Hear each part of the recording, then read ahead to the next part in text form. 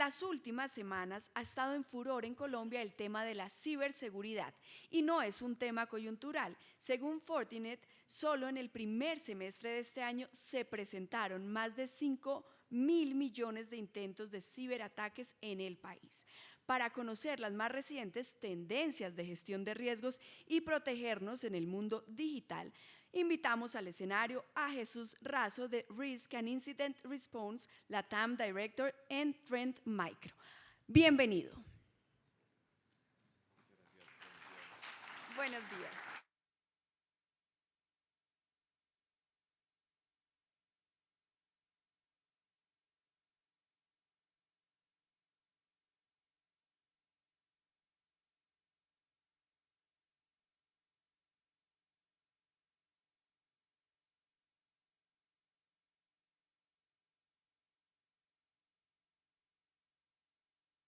Hola, hola. Ahora sí.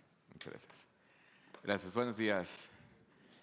Buenos días. Pues vamos a comenzar esta charla. Esta charla es sobre el riesgo. Es lo que vamos a estar conversando. Entonces, una de las primeras cosas que nunca pongo en la presentación, pero siempre comento, es justamente la definición del riesgo. ¿Sí?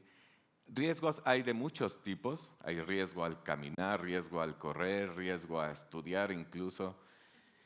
Lo que vamos a estar tratando hoy en día un poquito más en esta charla es el riesgo digital. ¿Sí? Riesgo en general es cualquier cosa que llegue a generar un impacto negativo, o sea, que tenga la probabilidad de que pueda generar un impacto negativo en nuestro ser, en alguna información, en algún dispositivo, aparato, etc.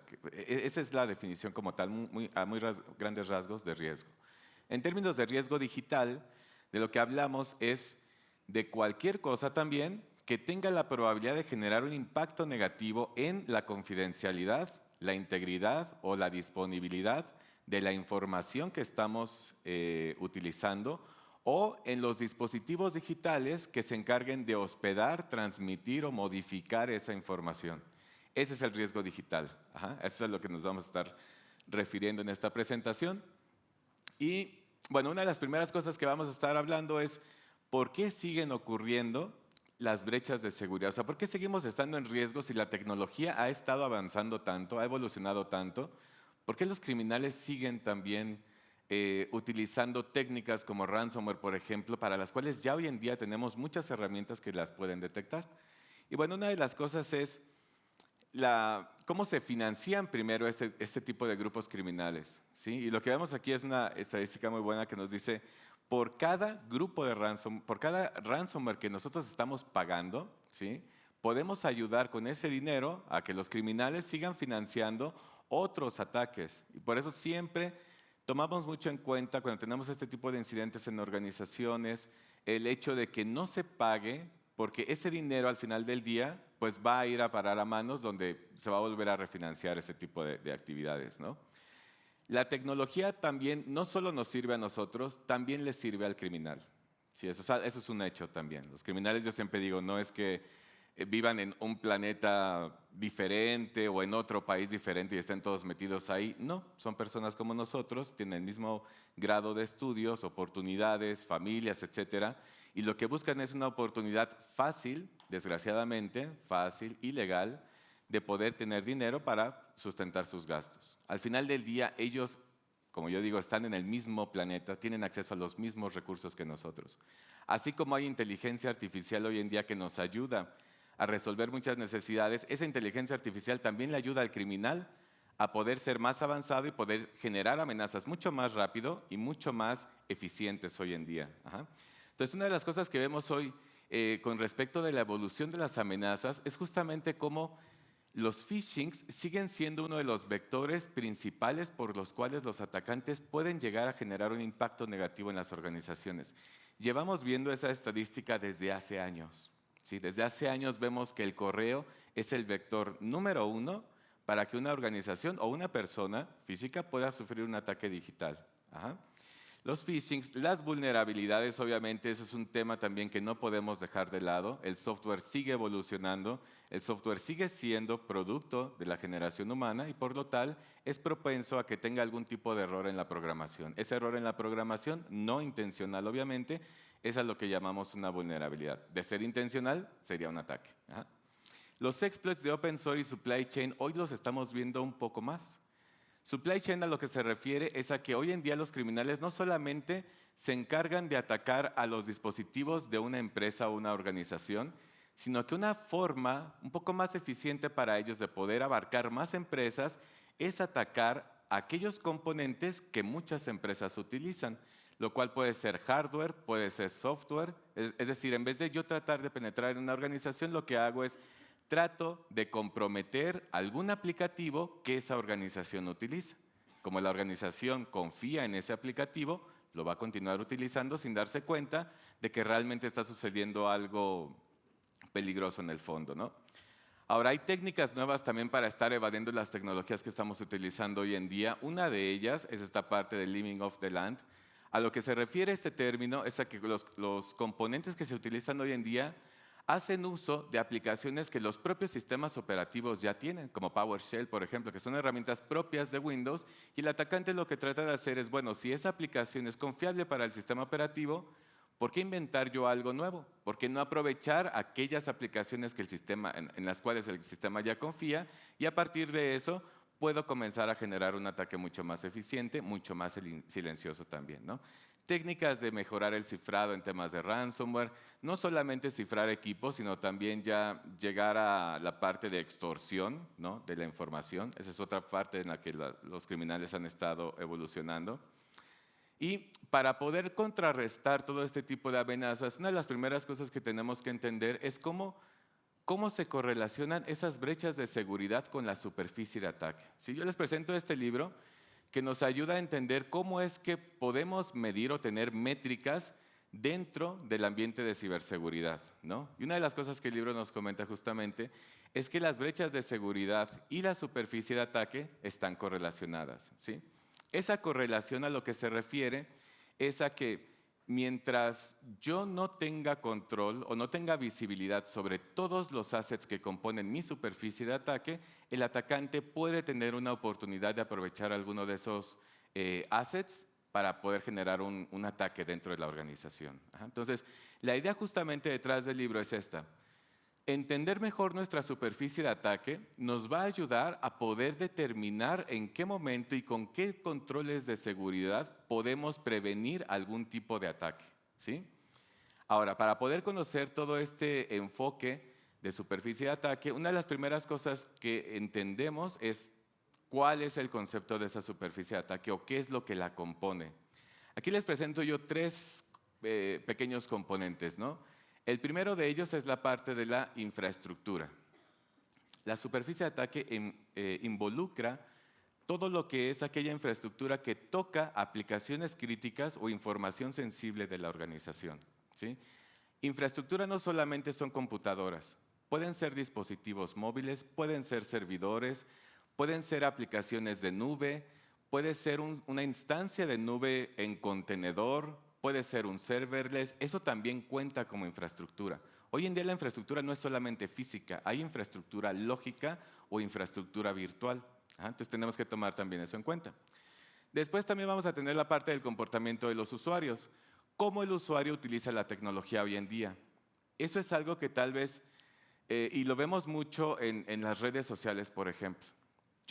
Sinceramente, yo no creo que Facebook o Twitter, por ejemplo, en el momento en el que fueron creados o concebidos, hayan pensado o hayan llegado a imaginar que Facebook se iba a convertir en una plataforma tan grande donde puede incluso, es uno de los generadores de dinero de marketing más grandes a nivel global. No sé si eso estaba en la mente de ellos cuando lo crearon, pero los usuarios, la forma en la que nosotros estamos consumiendo esa información ha hecho que la tecnología también y las aplicaciones se modifiquen para poder cubrir esas necesidades que los usuarios están generando, ¿sí? A eso se refiere esta parte de los cambios en el comportamiento del usuario. Cómo yo, usuario, ocupo los equipos que me da la compañía para la que trabajo, la organización, y cómo también yo ocupo mi propia tecnología para cubrir esos huecos tal vez, ¿no? El trabajo remoto, mi propio dispositivo celular conectado a la red de la empresa, etcétera, etcétera, ¿no? Obviamente tenemos que tomar en cuenta el tema también de las amenazas. Hoy en día las amenazas no es que desaparezcan, continúan y siguen en constante evolución. Las amenazas también están cambiando. Y un factor que nos va a potencializar esa superficie de ataque o a mudarla o a modificarla de forma más cambiante va a ser la velocidad del negocio. Hoy en día hay una competencia mucho más grande dentro de las empresas porque continuamente el uso de la tecnología y la evolución de la tecnología lleva a que, bueno, yo quiero tener una ventaja en el mercado y para poder tener una ventaja en el mercado tengo que sacar mis productos más rápido antes de que la competencia saque alguna funcionalidad con la que yo tal vez no pueda competir en ese momento, si no aprovecho yo esa ventana de tiempo, ¿no? Antes de que salga. Entonces la velocidad del negocio hace mucho push para que la tecnología y las aplicaciones evolucionen mucho más rápido de lo que antes tal vez estábamos viendo, ¿no? Y obviamente la superficie es compleja y está en constante evolución. Todo el tiempo se está modificando. Y no es que todo el tiempo estén entrando computadoras nuevas o yo esté comprando computadoras nuevas para mi empresa. Es que todo el tiempo están llegando proveedores nuevos también que conectan dispositivos a mi red, entran usuarios nuevos que traen dispositivos de la red, los usuarios van a su casa o trabajan desde su casa, el dispositivo entra en contacto no solamente con el empleado, sino con los familiares también que pueden estar en conjunto con ese empleado en su casa, ¿no? Su hijo que quiere hacer una tarea, que va a ocupar una USB para imprimir algo. Entonces la infraestructura está en constante cambio con diferentes variables, no solo adentro de la organización como tal vez lo veíamos viendo antes, ¿no? Ahora, esa superficie de ataque, poniéndolo de una manera un poquito más sencilla, imaginemos que es esa bolita blanca, ¿no? Que vemos ahí. ¿Cómo hoy en día estamos trabajando para mitigar el riesgo en esa superficie de ataque? Bueno, lo hacemos por capas normalmente. Y la primera capa que utilizamos es la capa de la ciberseguridad. ¿A qué se refiere? A que nuestro primer approach para poder disminuir o mitigar el riesgo de esa superficie de ataque que yo ya concebí es utilizar herramientas, lo que llamamos herramientas tradicionales. Un anti-malware, un IPS, un anti-spam, un anti-phishing. Esa capa, si lo pensamos, es una capa donde ya está reaccionando ante la amenaza. O sea, yo ya tengo un phishing que llegó hasta mi buzón de correo, el anti-spam, ¿qué va a hacer? Detener y aplicarle alguna acción como cuarentena o eliminarlo o mandarlo a un sandbox, etc. Pero el phishing llegó. Esta capa funciona cuando la amenaza ya está llegando o ya está tocando a mi infraestructura.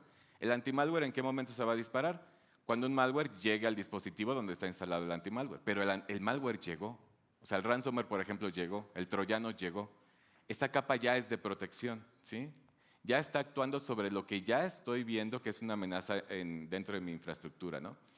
La siguiente capa es, bueno, ¿qué puedo hacer para mejorar y tal vez anticipar un poco ese tipo de ataques o investigar mejor cómo es que el ataque ocurrió?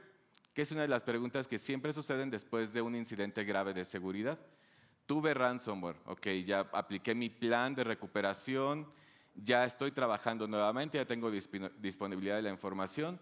Ahora quiero saber qué ocurrió, quiero saber en dónde mejorar. Bueno, ahí entra la capa de resiliencia. La resiliencia es la capacidad que tengo yo de mantener la operación de mi organización a pesar de haber sufrido un incidente de seguridad grave. ¿Sí? La resiliencia me ayuda a recuperarme lo más rápido posible, manteniendo estándares de operación que son aceptables para las necesidades del negocio. Aquí entran tecnologías como el Endpoint Detection and Response, Network Detection and Response, Email Detection and Response, Identity Threat Detection and Response o XDR, que son capas de seguridad cuya intención es poder investigar qué es lo que ocurrió durante la amenaza, ¿no? Poder sacar yo información para descubrir cómo es que llegó la amenaza hasta mi infraestructura y qué capas fueron las que fallaron en dado caso. ¿Qué es lo que yo puedo mejorar? Ahí es donde me ayuda la ciberresiliencia. Es otro tipo de soluciones que hoy en día las organizaciones ya comienzan a utilizar para poder estar mejor preparadas y poder detectar más rápido ese tipo de amenazas, ¿no? Ahora, la siguiente capa, que es lo que más estamos trabajando hoy en día, y esto está también en constante evolución, es la parte del Cyber Risk Quantification, el CRQ. A lo que se refiere es a cómo yo puedo comenzar a contabilizar cuáles son aquellos assets más críticos de mi empresa y comenzar a asignarles prioridades antes incluso de que sufran un ataque. Aquí entra, por ejemplo, todo lo que es la medición de la superficie de ataque interna, externa y humana, que lo vamos a ver ahorita. A lo que se refiere es a eso, a que yo pueda, antes de un ataque, tener visibilidad sobre los componentes críticos de mi empresa, verificar cuáles son los controles de seguridad que tienen en ese momento y así aplicar esos controles de la forma más eficiente también. Ahora, estos componentes o estas capas también están divididas de acuerdo al approach en el cual nos ayudan a estarnos protegiendo, ¿no? En el caso, por ejemplo, de las primeras dos capas, que es Cybersecurity y Cyber Resiliency, actúan durante el ataque, es decir, son capas reactivas. Pero diría, ¿pero por qué durante el ataque? Si el Cyber Resilience me ayuda también a prevenir o a detectar más rápido una amenaza. Bueno, la lógica va en que aunque una solución de EDR o XDR me ayuda en efecto a detectar más rápido que una amenaza está ahí, justamente se va a disparar hasta que haya un comportamiento sospechoso. Si no hay un comportamiento sospechoso, si no tengo ningún tipo de ataque, esas capas no van a darnos nada de información. Por eso es que son reactivas. Aún así, son reactivas, porque necesitan, para poder dispararse, que ocurra algún tipo de evento o comportamiento sospechoso para poder generar una alerta, ¿no?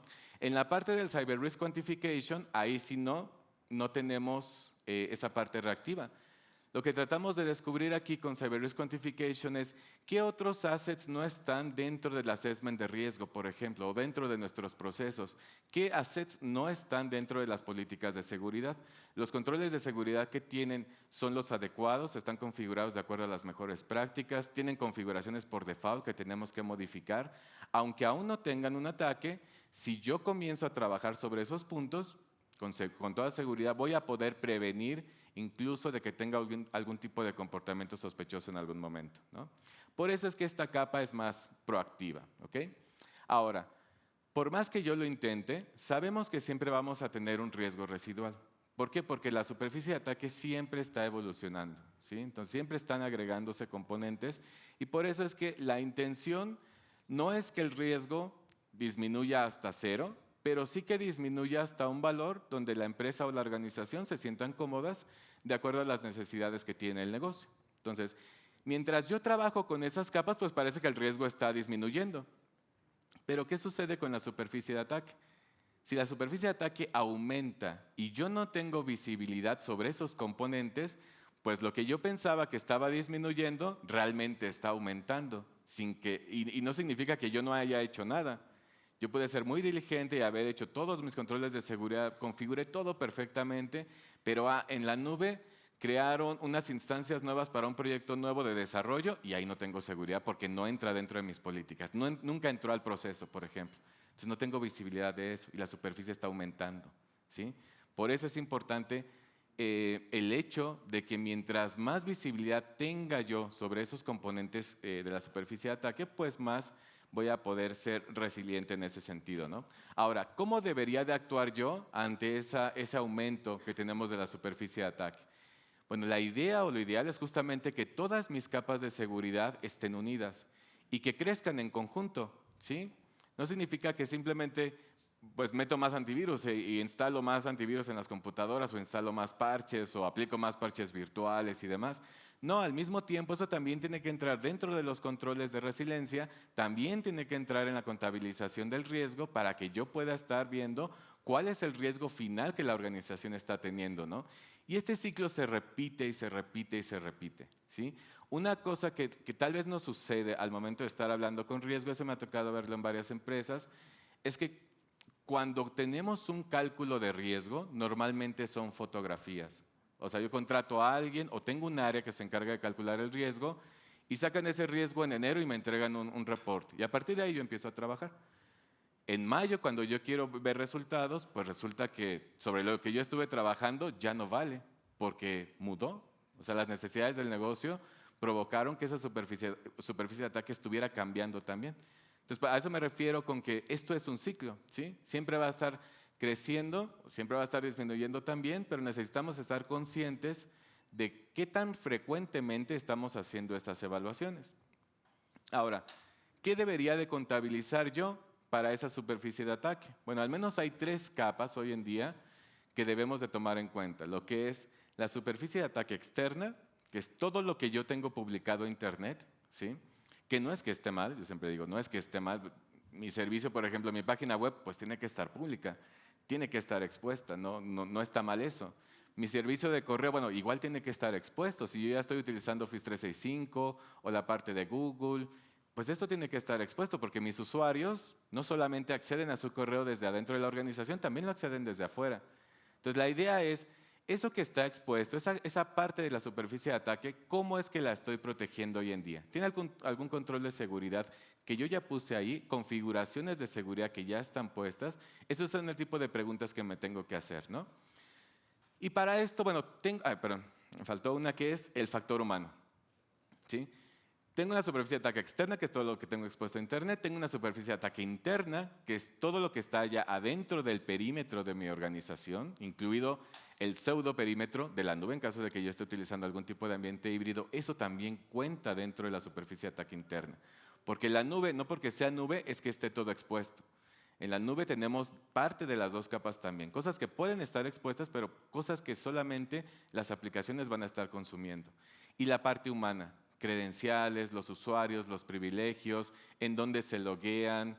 Si tengo alguna metodología de Zero Trust, por ejemplo, ya corriendo dentro de la organización para que los usuarios solamente entren a aquellos componentes que son importantes para ellos, ¿no? Para su trabajo. Ahora, para poder mantener todo esto, pues necesito medir, ¿sí? Y para poder medir necesito saber qué es lo que tengo que medir, qué es lo que debe ser más importante, ¿no? Aquí recurrimos a esta frase de Lord Kelvin: lo que no se define no se puede medir, lo que no se mide no se puede mejorar, y lo que no se mejora se degrada siempre, ¿sí? Y yo ese ejemplo yo lo materializo, por ejemplo, en una casa. La pintamos, queda súper bonita, pero si yo regreso a la misma casa y no le hice nada y regreso en 10 años, la casa no se va a ver igual. Es así. ¿Sí? Va a estar llena de polvo y la pintura ya se degradó y ya tiene manchas de humedad, etc. Si yo no lo estoy midiendo y no lo estoy administrando y manteniendo, eso se va a degradar. Eso es lo que ocurre realmente, ¿no? Y aplica en cualquier tipo de mundo, ¿no?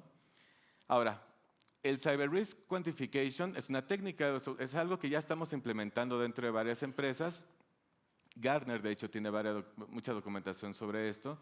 Y uno de los principales casos de uso para el CRQ es justamente el tema de la comunicación del riesgo entre las diferentes capas de la organización. Ajá.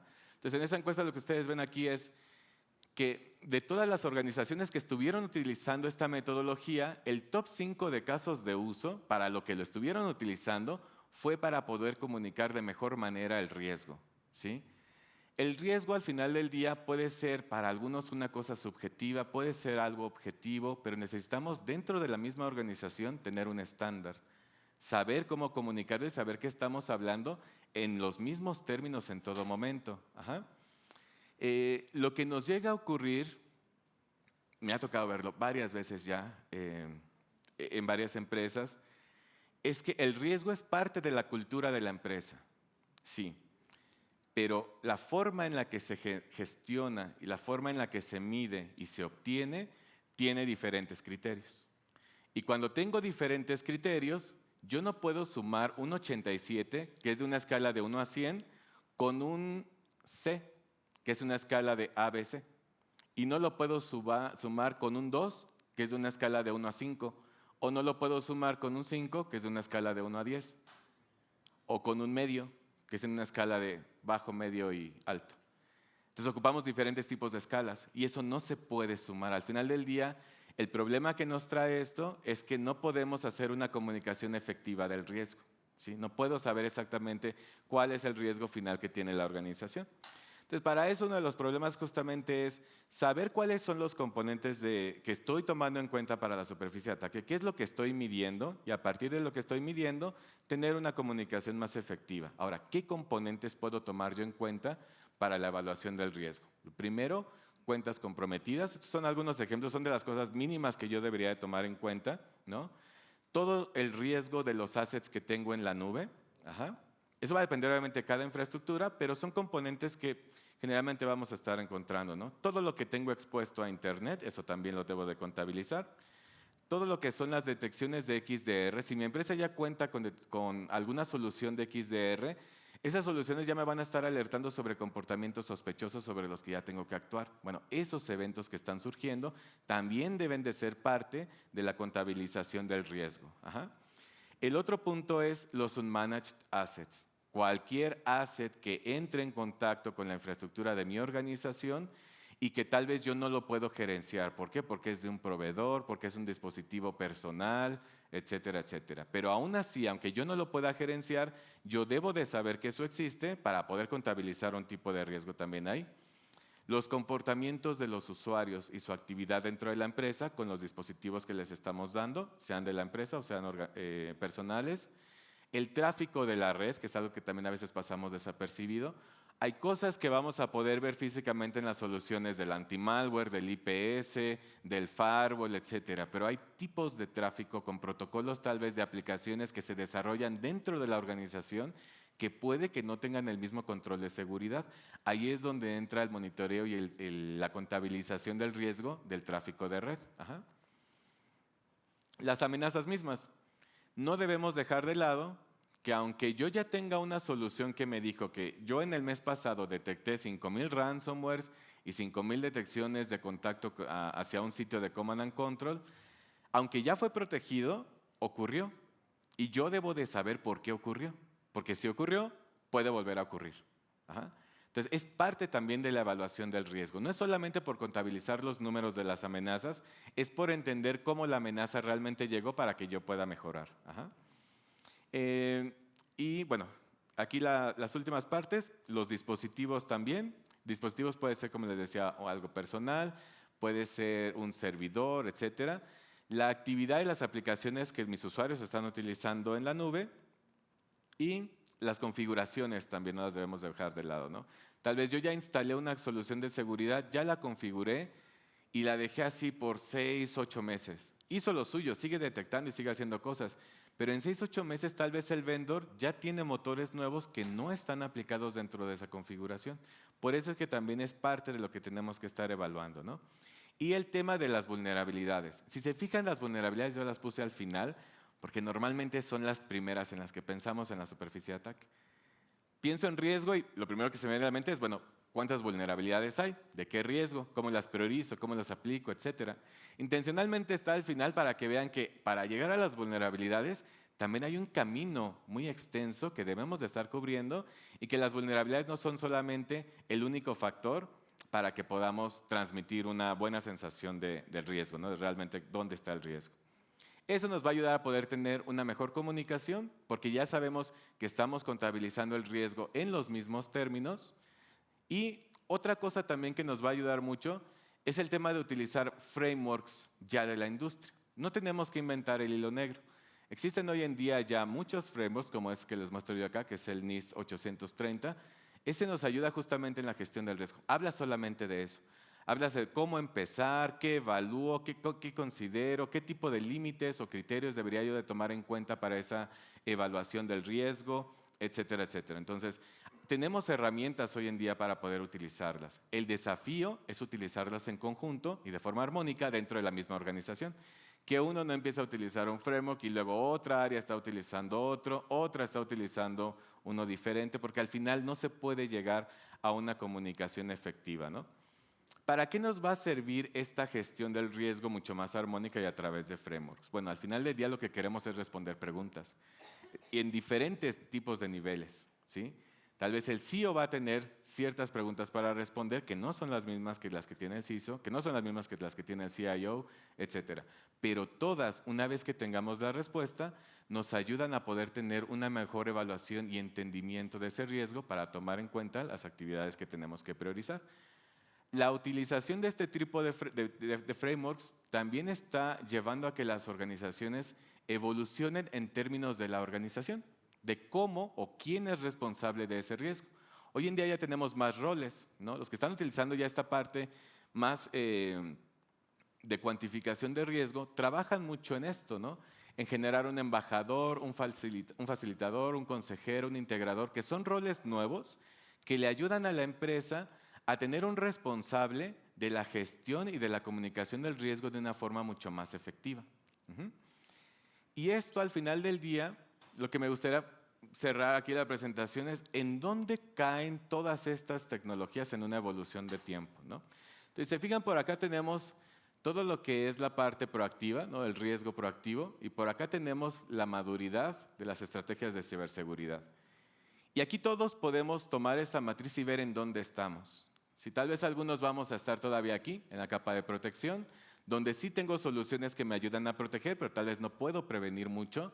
Algunos puede que ya estén aquí en Detection and Response, donde ya utilizo soluciones que me ayudan a detectar de una forma mucho más efectiva en dónde está ocurriendo un comportamiento sospechoso y actuar sobre él. Algunos ya estarán en Attack Surface Risk Management, que es la contabilización del riesgo, y unos más estarán por acá, ya en la parte de Zero Trust, viendo que solamente aquellos usuarios con los privilegios correctos estén haciendo uso de la información y de los assets digitales de la empresa, ¿no? Y bueno, hasta ahí mi presentación. Muchas gracias a todos.